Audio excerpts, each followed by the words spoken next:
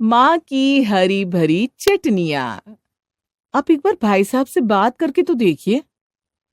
मैंने तो कई बार उनसे बात करने की कोशिश की है, लेकिन वो कह रहे हैं कि अब कुछ नहीं हो सकता। व्यापार में जितना भी नुकसान हुआ है उसका भुगतान हमें ही करना होगा।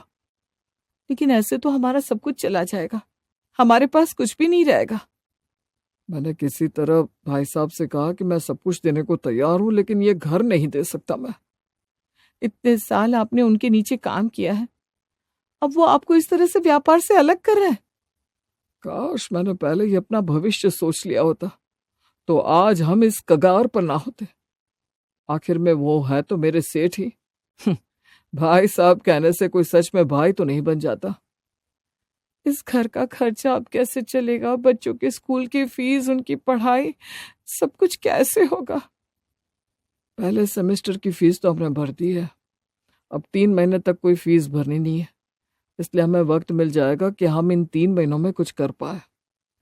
लेकिन हम बच्चों से क्या कहेंगे कि हम इस तरह से अचानक सब कुछ क्यों बदल रहे हैं? बच्चों को फिलहाल कुछ नहीं बताते। उनसे कहेंगे कि हमें अपना बिजनेस शुरू करना था, इसलिए अब हम घर से ही काम करेंगे।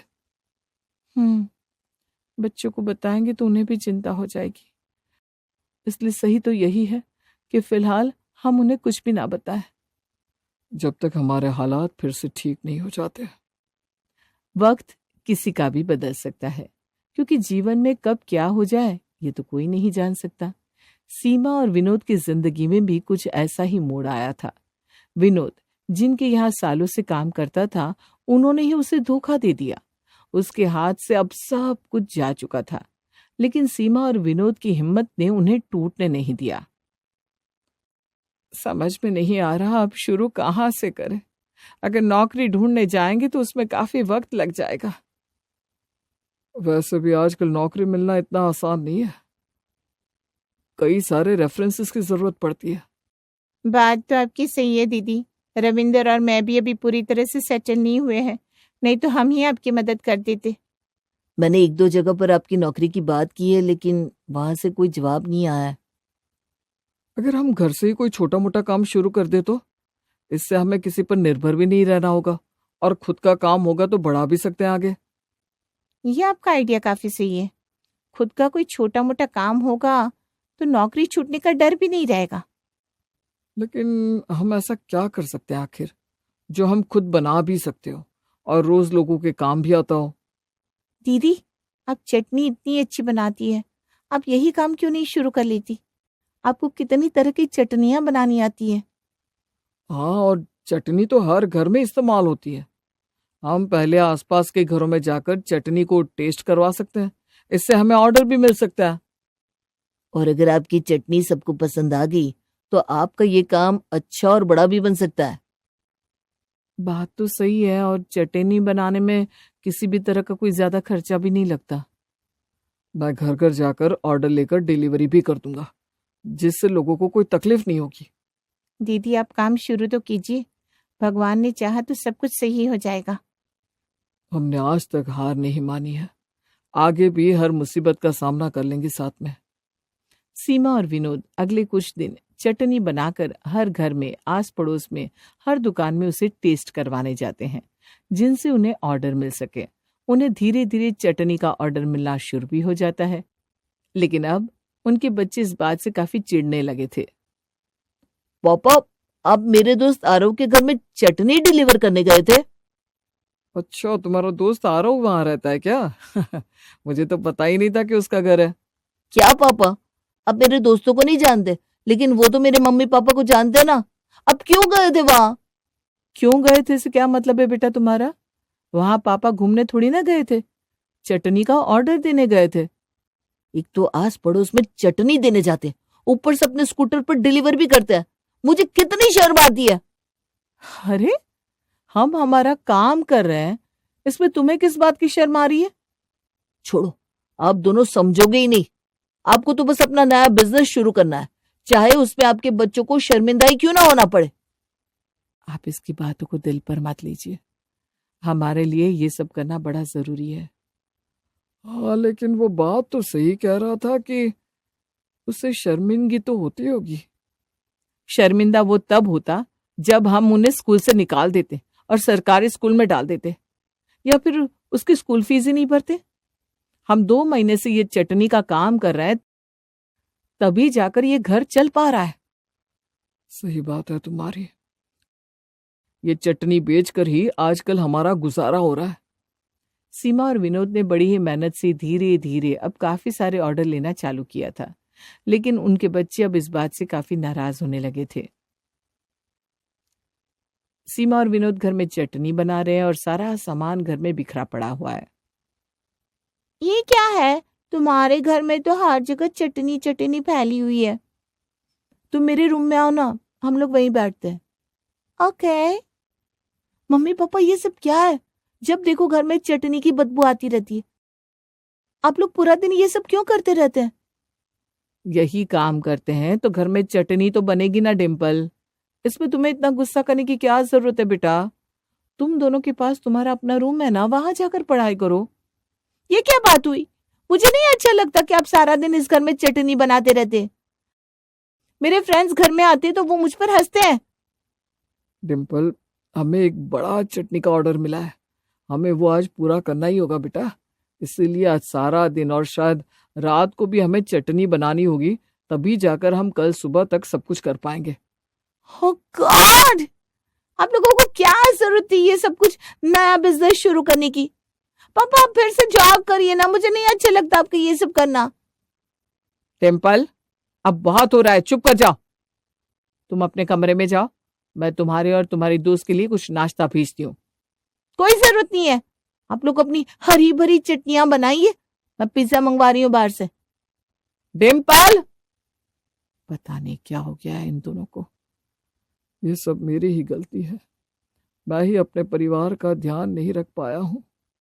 आपकी कोई गलती नहीं है विनोद, आपने एक अच्छा पिता होने के सारे फर्ज निभाए हैं। हमसे जितना हो पा रहा है हम कर रहे हैं इनके लिए। मैंने अगर पहले ही सब कुछ प्लान किया होता तो आज ये सब नहीं होता, आज मैं इन्हें एक अच्छी जिंदगी दे पाता। आप ये मत सोचिए, अभी हमारी चटनियों का कितना अच्छा काम चल रहा है, हमें ऑर्डर्स मिलना भी शुरू हो गया है। हम धीरे धीरे सब कुछ संभालेंगे। हाँ, मैं और ज्यादा मेहनत करूंगा जिससे हम अपने बच्चों को एक अच्छा भविष्य दे पाए। हर माँ बाप की तरह विनोद और सीमा भी अपने बच्चों के अच्छे भविष्य के लिए ज्यादा मेहनत कर रहे थे, लेकिन उनके बच्चे थे कि उन्हें इस बात पर अब शर्मिंदगी होने लगी थी कि उसकी माँ की हरी भरी चटनियां अब उसकी स्कूल टीचर तक पहुंच गई थी। डिम्पल, मायरा टीचर तुम्हारे बारे में पूछ रही थी। मेरे बारे में? लेकिन क्यों? पता नहीं, कह रही थी कुछ काम है तुमसे। तो मैंने तो सारा होमवर्क भी पूरा कर लिया है, फिर क्यों मेरे बारे में पूछ रही थी? वो देखो आ रही है, या शायद तुमसे मिलने आ रही होगी। डिम्पल, अच्छा हुआ तुम यहीं मिल गई मुझे। जी टीचर जी, कहिए ना, आपको मुझसे कोई काम था? क्लास मॉनिटर बना रही है क्या आप मुझे? नहीं नहीं नहीं, मुझे तुम्हारे मम्मी पापा की चटनी के बारे में बात करनी थी। मैंने उनसे ली थी अगली बार और उनकी हरी भरी चटनी मुझे सच में बहुत अच्छी लगी। तुम उनसे कहना कि मुझे उन्हें बड़ा ऑर्डर देना है तो मुझे फोन जरूर करें। वाह, आजकल टीचर्स भी तुम्हें चटनियों के लिए बुलाने लगे। अब तो तुम टीचर्स को चटनी खिलाकर कुछ भी करवा सकती हो ना डिम्पल? कुछ भी मत बोलो कियारा। देखो ना कितनी अच्छी लगी मायरा टीचर को तुम्हारी माँ की हाथों की हरी भरी चटनी। अगर तुम सारी टीचर्स को खिलाओगी ना तो उनसे भी अच्छे अच्छे ऑर्डर्स मिलेंगे। अपनी सहेली की बातें सुनकर डिम्पल का गुस्सा 7वें आसमान पर पहुंच गया था। वो जैसे ही घर आई तो देखा उसका छोटा भाई मम्मी पापा से पहले से ही कुछ बहस कर रहा था। लेकिन आपको जरूरत क्या थी हमारे स्कूल में चटनियों की मार्केटिंग करने की? अरे चटनियों की मार्केटिंग की है तभी तो इतने सारे ऑर्डर्स मिले हैं हमें कार्तिक। जरा देखो तो तुम्हारे स्कूल में सबको हमारी चटनियां कितनी पसंद आई है। हाँ, हमने जब सबको चटनियां चखाई तभी तो हमें इतने सारे ऑर्डर्स और तारीफ भी मिली है बेटा। आपको अपनी तारीफ की पड़ी है लेकिन हमारी नहीं। कैसे माँ बाप है आप? अपने बच्चों को शर्मिंदा करके अपना काम निकलवा रहे हैं। दीदी बिल्कुल सही कह रही है, हमें स्कूल में आपकी वजह से कितनी शर्मिंदगी सहन करनी पड़ती है। सब लोग हरी भरी चटनी कहकर हमें चिढ़ाते हैं, लेकिन आप लोग फिर भी हमारे स्कूल में हमारे टीचर्स को चटनी बेच रहे हैं। आपको क्या जरूरत थी चटनी का बिजनेस शुरू करने की? अच्छा खासा विक्रम अंकल की कंपनी में काम कर रहे थे, लेकिन नहीं, आपको तो बस हमें सबके सामने शर्मिंदा करना था। बस बहुत हो गया तुम दोनों का। ऐसे बात करते हैं मम्मी पापा से? यही सिखाया हमने तुम्हें? हम जो कह रहे हैं सच्ची कह रहे हैं। अब हम क्या कहें अपने दोस्तों से? हमारे मम्मी पापा चटनी बेचते हैं, चटनी ले लो भाई चटनी। हाँ तो चटनी बेचने में बुराई क्या है? हम भीख तो नहीं मांग रहे किसी से। तुम लोगों को किस बात की शर्म आती है आखिर? मम्मी अब समझ नहीं रहे, हमारे दोस्त हमारा कितना मजाक उड़ाते हैं, हम उन्हें कुछ कह भी नहीं पाते। तुम लोगों को अपने मम्मी पापा से ज्यादा अपने दोस्तों की पड़ी है। तुम्हें यह नहीं सोचना कि तुम्हारे मम्मी पापा क्या कर रहे हैं, क्यों कर रहे हैं, लेकिन तुम्हें यह सोचना है कि तुम्हारे दोस्त तुम्हारे बारे में क्या सोच रहे हैं। मम्मी कहने के लिए आप कुछ भी कह सकती है, लेकिन रहना तो हमें उनके साथ ही है, इसलिए जब वो हमारा मजाक उड़ाते हैं तो हमें उन्हें जवाब भी देना पड़ता है। आप ये बात क्यों नहीं समझ रही हैं? छोड़ कार्तिक, आजकल इन्हें हमारी नहीं सिर्फ खुद की पड़ी है और किसी की नहीं। हमारे बारे में सोचना इन्होंने छोड़ दिया है। क्या क्या कहा तुम दोनों ने? सीमा छोड़ो ना, बच्चे उदास हैं, उन्हें समझ में नहीं आ रहा कि वो क्या कह रहे हैं। तुम शांत हो जाओ। आज तक हमने इनके लिए जो भी किया इनके लिए कुछ मायने नहीं रखता। हमें वो कह रहे हैं कि हम सेल्फिश हैं। नहीं है तो आज से ही आप ये चटनी का काम बंद कर दीजिए। पापा जैसे नौकरी करते थे वैसे करिए। ये स्कूटर पर चटनी बेचने जाना, हमारा कितना नाम खराब होता है इसमें। देखा देखा आपने कितना ज्यादा बोल रहे हैं। इन्हें पता भी नहीं कि हम दोनों कितनी मेहनत कर रहे हैं इन दोनों के लिए। तो वो तो हर माँ बाप करते हैं। आप ये चटनी का बिजनेस बंद कर रहे हैं कि नहीं? नहीं तो मैं ये सारी चटनियां फेंक दूंगी। हाँ हाँ फेंक दो ना बेटा। मौसी आप क्यों, क्या हुआ? फेंको ना बेटा, फेंक दो चटनी। उसके साथ ही अपने स्कूल जाने का सपना भी फेंक देना, ठीक है? ज्योति जाने दो ना, कुछ मत कहो बच्चों से। नहीं जीजा जी, आज तो इन दोनों ने हद ही कर दी है। इन्हें एहसास ही नहीं कि इनके माता पिता इनकी खुशी के लिए रोज एक नई मौत मर रहे हैं, रोज अपनी खुशी का गला घोंट रहे हैं, अपनी जरूरतों को ना पूरा करके इनकी खुशी को आगे रखते हैं। मौसी आप तो ऐसे कह रहे हैं जैसे मम्मी पापा ने कुछ बड़ा ही त्याग कर दिया हो। तुम्हें पता भी है जिस चटनी के लिए तुम दोनों इतना बोल रहे हो कि हमें शर्मिंदगी हो रही है, उसी से तुम्हारे स्कूल की फीस भर रहे हैं ये लोग। तुम्हारे पापा को विक्रम अंकल ने धोखा दे दिया, उनके सारे पैसे ले लिए, बस ये घर है उनके पास। फिर भी उन्होंने इस घर को नहीं बेचा क्योंकि तुम दोनों को ये घर बहुत पसंद है। तुम्हें स्कूल से नहीं निकाला क्योंकि तुम्हें स्कूल पसंद है। कभी तुम्हें किसी खर्चे के लिए नहीं रोका। ये पिज्जा बर्गर ये सब जब तुम खाती रहती हो ना, वो सब ये दोनों चटनी बेच कर कमा रहे हैं। जीजा जी नौकरी करते तो भविष्य में फिर से उनकी नौकरी जाने पर तुम दोनों दुखी होते, इसलिए इन दोनों ने अपना बिजनेस किया जिससे तुम्हारे भविष्य पर कोई आंच ना आए। और तो और तुम दोनों को कुछ बताया भी नहीं जिससे तुम्हें किसी बात का दुख पहुंचे, और ऐसे मम्मी पापा के साथ तुम लोग इस तरह का व्यवहार कर रहे हो। कह रहे हो कि इन दोनों ने तुम्हारे लिए किया ही क्या है। I'm sorry पापा मम्मी, हमने आपका दिल दुखाया, हमने आपको कितना कुछ कहा, लेकिन फिर भी आप हमारे लिए इतना सब कुछ सहते रहे। पापा हमें गर्व है कि आप लोग हमारे लिए इतना कुछ कर रहे हैं। आपको पता है मेरे सारे टीचर्स मम्मी की हरी भरी चटनी की तारीफ करती है। मेरे तो सारे दोस्तों के घर में भी अब आपकी हरी भरी चटनी पहुंच गई है। आप तो बहुत फेमस होते जा रहे हैं। आज से हम भी आपकी मदद करेंगे और मम्मी की हरी भरी चटनी का प्रमोशन करेंगे। देखा सीमा, हमारे बच्चे कितने समझदार हैं। बच्चों अगर हम साथ हैं तो हम जिंदगी के किसी भी मुश्किल से मुश्किल रास्ते को भी पार कर सकते हैं। हाँ बच्चों, आज तुमने हमारा साथ देकर हमारा विश्वास और भी बढ़ा दिया है। अब हम सब लोग साथ मिलकर अपने इस छोटे से बिजनेस को आगे बढ़ाएंगे और एक दिन देखना हम फिर से उसी मकाम पर होंगे जहां से हम नीचे आए हैं। बच्चों, आज के बाद अपने मम्मी पापा पर कभी भी शक मत करना, क्योंकि दुनिया में ऐसे कोई माता पिता नहीं जो अपने बच्चे की खुशी नहीं चाहते। जी मासी। बच्चों को एहसास हुआ कि उन्होंने कितना गलत किया था, लेकिन उस दिन के बाद वो अपने मम्मी पापा का सहारा बन गए। अब बस सब काम अच्छे से हो जाए। देखो जी, मैं नहीं चाहती कि मेरी बेटी की शादी में कोई भी कमी रह जाए। अरे तुम चिंता क्यों करती हो, मैं सब संभाल लूँगा। मैंने हर चीज़ का हिसाब अच्छे से लगा रखा है। सारी तैयारियां बहुत अच्छे से चल रही थी। मीनाक्षी भी अपनी शादी की तैयारी खूब अच्छे से कर रही थी। कुछ दिन पहले ही मीनाक्षी की सहेलियां घर आ जाती हैं। घर में जोरों शोरों से नाच गाना चल रहा होता है। सब खुश थे, पर मीनाक्षी के बाबूजी कोने में उदास बैठे थे। अजी, क्या हुआ? यहाँ अकेले उदास क्यों बैठे हो? अरे क्या बताओ तुमको, ऐसे ही थोड़ा दिमाग खराब था। हाँ तो बताओ ना, क्या हुआ? बताओगे नहीं तो कैसे पता चलेगा? लड़के वालों ने जो शादी का हॉल पसंद किया है उसका रेट हमारे बजट से दुगना है। अब बताओ कैसे होगा सब कुछ। मैंने तो एक एक चीज़ का बजट बना कर रखा था, अब इसके पैसे कहाँ से आएंगे? अरे ये तो बहुत ही परेशानी वाली बात हो गई।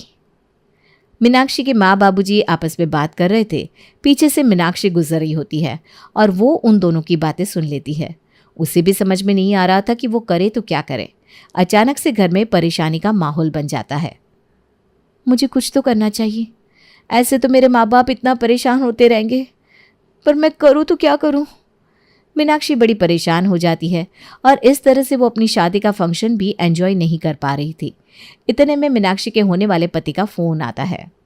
हेलो मैडम, क्या हो रहा है? नहीं कुछ नहीं, वो बस बैठी थी। अरे मीनाक्षी, क्या बात है, तुम कुछ उदास सी लग रही हो। तबीयत तो ठीक है ना? हाँ ठीक हूँ मैं, ऐसी कोई बात नहीं है। मुझे तुम्हारी आवाज़ से पता चल जाता है। चलो अब चुपचाप बता दो कि क्या बात है। वो ना, पापा आज थोड़े उदास थे, इसीलिए मैं भी परेशान हूँ। पर बात क्या हो गई, क्यों परेशान है वो? और फिर मीनाक्षी राजेश को सारी बात बता देती है कि उसके माँ बाप आखिर परेशान क्यों हैं। राजेश को ये सुनकर अच्छा नहीं लगता। वो मीनाक्षी को दिलासा देता है और फिर घर पर अपने माँ बाप से बात करता है। अरे ऐसी बात है तो मैं तुम्हारे ससुर से बात कर लेता हूँ, तो ज़रा मुझे उनका नंबर तो मिला कर दे दे। ठीक है बाबूजी। राजेश अपने ससुर का नंबर मिला कर देता है। राजेश के बाबूजी राजेश के ससुर से बात करते हैं। अरे समधी जी, क्या बात हो गई? मैंने सुना कि आप आजकल बड़े परेशान चल रहे हो। नहीं नहीं समधी जी, ऐसी कोई बात नहीं है। अब बेटी की शादी है तो ये सब तो चलता रहता है। देखिए जी, आपको किसी भी चीज़ को लेकर परेशान होने की ज़रूरत नहीं है। अब हम एक परिवार हो चुके हैं। आपकी परेशानी हमारी परेशानी। आप एक काम कीजिए, आप आधे पैसे मुझसे ले लीजिए। अरे समधी जी, आप ये कैसी बात कर रहे हैं? मैं लड़की का बाप होकर आपसे पैसा नहीं ले सकता। अरे समधी जी, अब बस आप कुछ भी मत बोलिए। अगर आपकी बेटी की शादी है तो हमारे भी तो बेटे की शादी है। राजेश के बाबूजी शादी के आधे पैसे मीनाक्षी के बाबूजी को दे देते हैं। मीनाक्षी के बाबूजी इस बात से बड़े खुश थे कि उनकी बेटी को इतना अच्छा ससुराल और परिवार मिला है। सब परेशानी दूर हो जाती है और मीनाक्षी की शादी की तैयारी धूमधाम से चलने लगती है। उसके बाबूजी वही हॉल बुक करते हैं और शादी बहुत ही अच्छे से करते हैं। सब कुछ अच्छे से निपट जाता है। फिर मीनाक्षी की विदाई हो जाती है। मीनाक्षी खुशी खुशी अपने ससुराल पहुंच जाती है। आओ बहू, तुम्हारा अपने नए घर में स्वागत है। अब इस घर को अच्छे से संभालना। जी माँ जी। मीनाक्षी की सारी रस्में अच्छे से हो जाती है। उसके बाद एक दिन मीनाक्षी अपने पति राजेश से कहती है, जी ये क्या, हम कहीं घूमने नहीं जाएंगे? घूमने? हाँ, आज ही मेरी सहेलियाँ पूछ रही थी कि तुम दोनों कहाँ घूमने जा रहे हो। मैंने बोला मुझे तो इस बारे में कुछ नहीं पता। अच्छा, तो मैडम का घूमने का मन है। ऐसा है तो चलते हैं, मैं घर पर बात कर लेता हूँ। पर ये तो बताओ, तुम्हारा कहाँ जाने का मन है? मैं तो गोवा जाना चाहती हूँ। मुझे ना बीच बहुत पसंद है। ठीक है, तो फिर चलते हैं गोवा। क्या, सच में? वाह, आप कितने अच्छे हो। मीनाक्षी की खुशी तो 7वें आसमान पर होती है। वो फटाफट अपनी पैकिंग भी कर लेती है। इधर राजेश अपनी माँ से जाकर बात करता है। अच्छा, तो बहू को गोवा जाना है? ठीक है, मैं तेरे पापा से बात कर लेती हूँ। राजेश अपने कमरे में चला जाता है। दोनों ही गोवा जाने के लिए बड़े खुश थे। अब जैसे ही राजेश की माँ उसके बाबूजी को ये बात बताती है तो वो फट से मीनाक्षी के बाबूजी को फ़ोन लगा देते हैं। अरे समधी जी, कैसे हो? अरे नमस्ते समधी जी, यहाँ तो सब बढ़िया है, आप बताइए। बस यहाँ भी सब बढ़िया है, अच्छे से सारी रस्में हो गई है। अब तो बच्चे घूमने जाने की तैयारी कर रहे हैं। अरे वाह वाह, ये तो बहुत बढ़िया बात है। हाँ जी, बढ़िया तो है। बच्चों को घूमना फिरना तो चाहिए ही। मैंने तो राजेश को बोला ही था कि अच्छे से जाओ और खूब मज़े करके आओ, पर फिर भी वो पैसों को लेकर ना परेशान हो रहा था। जाने के लिए आनाकानी करने लगा। मैंने बड़ी मुश्किल से उसे समझाया है कि तुम सबकी टेंशन मत लो, ये सारा खर्चा तो हम समधी समधी आधा आधा बांट लेंगे। आधा आधा? हाँ जी, बेटी तो आपकी भी जा रही है, बच्चे तो दोनों के ही है ना। ऐसा थोड़ी ना है कि आपने शादी कर दी तो मीनाक्षी अब आपकी बेटी नहीं रही। जी हाँ, पर वो... अच्छा जी, मैं फ़ोन रखता हूँ, लगता है राजेश की माँ आवाज़ दे रही है। आप कल तक पैसे ट्रांसफ़र कर देना। इतना बोलकर राजेश के बाबूजी फ़ोन काट देते हैं और मीनाक्षी की बाबूजी की कुछ सुनते ही नहीं। अब मीनाक्षी के बाबूजी फिर से टेंशन में आ जाते हैं। वो मीनाक्षी की माँ से बात करते हैं, उनको सारी बात बताते हैं। समझ में नहीं आ रहा है क्या करूं। पहले तो खुद ही समधी जी ने शादी के आधे पैसे दिए और अब ऐसे बोल रहे हैं। अरे पर ये तो सोचो कि ऐसे कौन ससुराल वाले मदद करते हैं बिना बोले। अब आप बिना कैसे भी इंतज़ाम करके उनको कल ही पैसे ट्रांसफ़र कर देना। अब वहाँ हमारी बेटी है और उससे कोई तकलीफ़ ना हो। वैसे भी समधी जी सही तो कह रहे हैं, आखिर हमारी बेटी भी तो घूमने जाएगी, तो फिर लड़के वाले ही सारे पैसे क्यों अकेले दें। मीनाक्षी के बाबूजी इस बारे में बहुत सोचते हैं। उन्हें ये बात अच्छी तो नहीं लगती, पर उनके पास और कोई रास्ता भी नहीं था। वो अगले दिन पैसों का इंतज़ाम करके राजेश के बाबूजी के अकाउंट में ट्रांसफ़र कर देते हैं। राजेश के बाबूजी के अकाउंट में जैसे ही पैसे आते हैं वो बड़े ही खुश हो जाते हैं। अरे वाह, समधी जी ने तो पैसे डाल दिए, चलो बढ़िया है, अब बच्चे मज़े से घूमने जाएंगे। अगले ही दिन राजेश और मीनाक्षी दोनों गोवा के लिए निकल पड़ते हैं। वहाँ जाकर वो खूब खुला खर्चा करते हैं और मज़े से घूमते हैं। दोनों घूमकर घर वापस आते हैं। मीनाक्षी अपने ससुराल में बड़ी ही खुश थी। राजेश और उसके ससुराल वाले उसके साथ बड़े ही अच्छे से रह रहे होते हैं।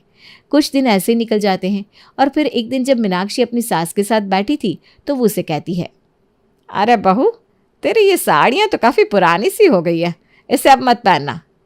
माँ जी, ये तो बस घर के काम करके ख़राब हो गई है। फिर भी मेरी बहू ऐसी साड़ियाँ पहने, ये मुझे बिल्कुल भी पसंद नहीं। एक काम कर, कल सुबह जल्दी तैयार हो जाना, हम कल शॉपिंग करने चलेंगे। तेरी माँ ने जो साड़ियाँ दी थी ना, वो बड़ी ही सुंदर थी, हम उसी दुकान पर चलेंगे।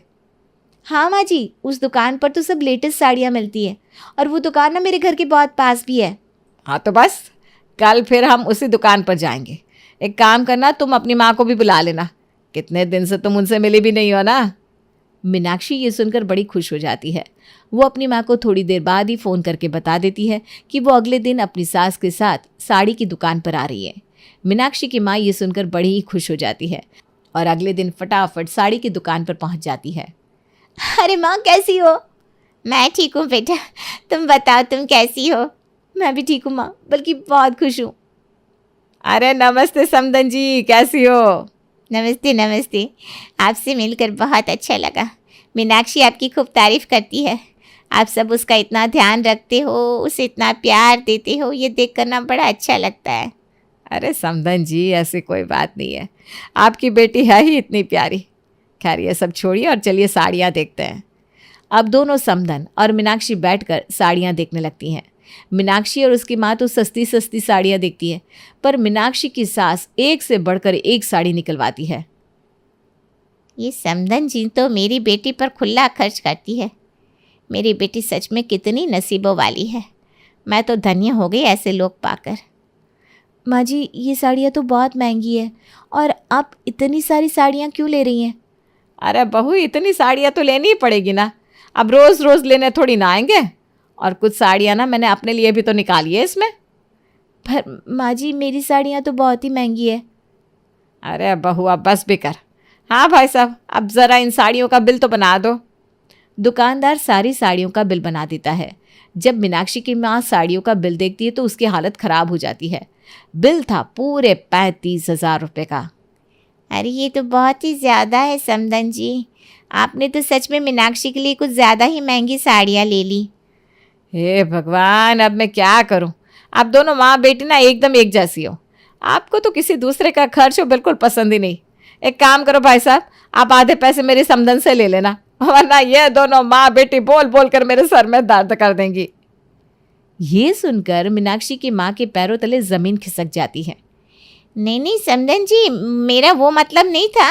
मतलब मैं तो बस ये बोल रही हूँ कि अब आप कुछ भी मत बोलिए, ठीक है? मैं आपका मन रखने के लिए आधे पैसे दे रही हूँ ना, आधे पैसे आप दे दो बस। मैं बहुत अच्छे से समझती हूँ एक माँ के मन को।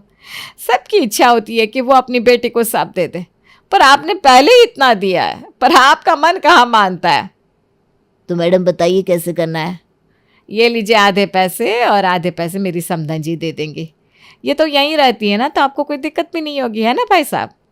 हाँ, मुझे कोई दिक्कत नहीं है। इनके साथ तो अपना पुराना हिसाब किताब चलता रहता है। अच्छा तो समधन जी, अब हम चलते हैं। आपसे मिलकर बड़ा ही अच्छा लगा। आप कभी आना ना हमारे घर। जी बिल्कुल, आऊँगी किसी दिन। अच्छा माँ, मैं चलती हूँ। मीनाक्षी और उसकी सास वहाँ से साड़ियों के सारे थैले उठाकर चल देती हैं। पर मीनाक्षी की माँ की टेंशन बहुत बढ़ चुकी थी। वो बिल लेकर घर आती है और मीनाक्षी के बाबूजी को दिखाती है। अरे ये 35,000 की साड़ियाँ किसने खरीद ली? मीनाक्षी और उसकी सास साड़ी सदन पर आए थे जो हमारे पड़ोस में है, उन्होंने ही ली है ये सारी साड़ियाँ, और आधा बिल भरकर आधा मेरे सर मड़कर चली गई है। क्या? ये तुम क्या बोल रही हो? सही कह रही हूँ मैं जी। इन्होंने एक बार शादी में आधे पैसे क्या दे दिए, अब तो हर चीज़ में आधे पैसे मांग लेते हैं, और इनको ज़रा भी झिझक नहीं होती। मुझे तो बड़ी चिंता हो रही है। अभी तो मैंने इतने पैसे समधी जी के अकाउंट में डाले थे, और आज फिर से ये सब। ये कुछ ठीक नहीं हो रहा मीनाक्षी की माँ। अरे पर हम कर भी क्या सकते हैं, आखिर बेटी का ससुराल है।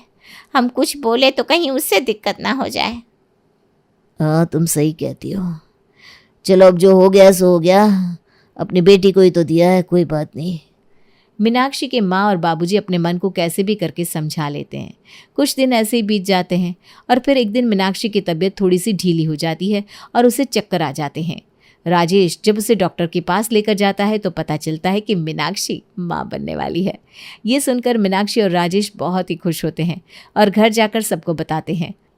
सब लोग ये खबर सुनकर खुशी से झूम उठते हैं। माँ, डॉक्टर ने बोला है कि 9 महीने मीनाक्षी को बस रेस्ट करना है और कोई काम नहीं करना। हाँ तो कोई बात नहीं बेटा, मैं कल से ही काम वाली लगवा लेती हूँ।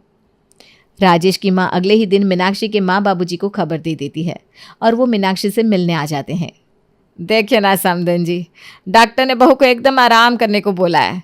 कल से सारी काम वाली से बात कर ली है, पर एक भी खाली नहीं है। अब तो आप ही कुछ करो, आपके यहाँ तो इतनी काम वाली है। अब जल्दी से इस हफ्ते के अंदर अंदर ना एक काम वाली ढूंढ कर भेज दो। मैं बिल्कुल नहीं चाहती कि मेरी बहू को कोई भी काम करना पड़े। वैसे भी ये आपकी ही तो बेटी है, आप इतना तो करोगे ही।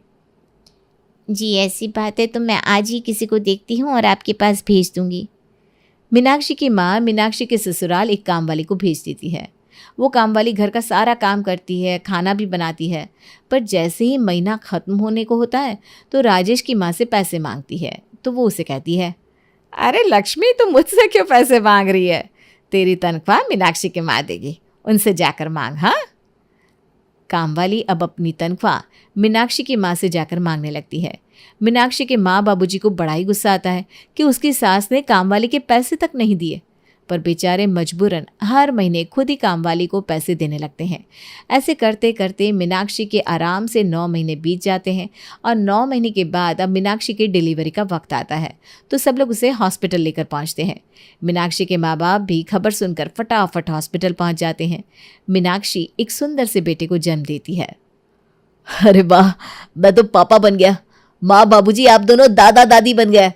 हाँ बेटा, आज तो मैं बहुत ही खुश हूँ। अरे समधी जी आप नाना बन गए और समधन जी आप नानी। हाँ जी, सच में आज जो खुशी हो रही है ना, बता ही नहीं सकती। अरे इतनी खुशी की बात है, जरा कोई मिठाई तो मंगवाओ। अरे नाना जी जरा मिठाई मंगवाइए, इतना बड़ा खुशी का मौका है। अरे वो क्यों मंगवाएंगे, आप चुपचाप जाओ और मिठाई लेकर आओ। अरे तो ऐसी क्या बात है, मैं ले आता हूँ मिठाई। राजेश के बाबूजी मिठाई लेने चले जाते हैं और उसके थोड़ी देर बाद ही डॉक्टर आकर कहता है, अभी तक आपने हॉस्पिटल का बिल नहीं भरा है, प्लीज़ थोड़ा जल्दी कर दीजिए। अरे इसके बाबूजी तो अभी अभी बाहर गए। समधी जी आप जाइए ना ज़रा, देखिए तो क्या बिल है। मुझे नहीं पसंद कोई बार बार आकर बिल के लिए बोले। ज़रा जाकर आप भर दीजिए। अरे पर ये बिल क्यों भरेंगे? अरे तो क्या बस मैं ही दादी बनी हूँ, आप बच्चे के खुश नहीं लगते? हाँ लगते हैं, पर हमारे पास अब बिल्कुल पैसे नहीं बचे। मैं सच कह रही हूँ। बच्चों के घूमने, उन साड़ियों के और काम वाली के 9 महीने के पैसे, ये सब देकर कुछ नहीं बचा। माँ क्या आपने इन सब चीज़ों के पैसे मीनाक्षी के माँ बाप से लिए हैं? अरे बेटा तो क्या हुआ, उनकी भी तो बेटी है ना मीनाक्षी। हाँ पर अब मीनाक्षी उनकी जिम्मेदारी नहीं है, अब वो मेरी जिम्मेदारी है। मैं उसे घुमाने लेकर जाऊंगा, मैं कपड़े दिलवाऊंगा और कुछ भी ज़रूरत होगी तो मैं पूरा करूंगा। आप ऐसे कैसे उसके माँ बाप से पैसे मांग सकते हो? बेचारे पहले ही इतनी मुश्किल से अपना घर चला रहे हैं। अरे पर बेटा, माँ बस, आज के बाद आप एक भी पैसा मीनाक्षी के माँ बाप से नहीं लेंगे, वरना मुझे बहुत बेइज्जती महसूस होगी। ऐसा लगेगा कि मैं इस लायक ही नहीं कि अपना परिवार पाल सकूं। आज ये सब सुनकर मुझे बहुत शर्मिंदगी महसूस हो रही है माँ। अरे बेटा तू ऐसे उदास मत हो, मैं तुझे उदास नहीं देख सकती बेटा। तो बस आगे से आप ऐसा दोबारा कभी मत करना माँ। हाँ बेटा, मैं और तेरे बाबूजी कभी दोबारा मीनाक्षी के माँ बाप से कुछ नहीं मांगेंगे। तो बस उदास मत हो और अभी अपने बच्चे के बारे में सोच। राजेश के माँ बाबूजी मीनाक्षी के माँ बाबूजी से माफ़ी मांगते हैं। वो फिर कभी उनसे किसी खर्चे के पैसे नहीं मांगते।